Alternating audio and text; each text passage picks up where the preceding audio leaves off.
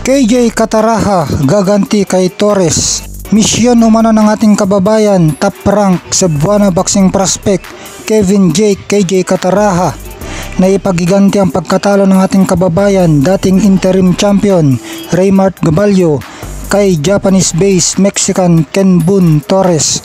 Maalalang inupset ni Kenbun Torres si Gabalio via knockout sa opening round lang na ginanap dito sa Pilipinas. Naghanda umano ng mabuti si KJ Kataraha at pinag-aralan ang mga dating laban ni Kenbun Torres. Aminado naman itong si Kataraha na malakas itong makakalaban niya mamaya na si Kenbun Torres. Mamaya ipapakita umano ni Kataraha ang resulta ng 4 na buwan na pagsasanay niya. Determinado siyang manalo at may balik ang pride ng kanyang team, Sip Sanman, na kinabibilangan din ni Raymart Gabalio.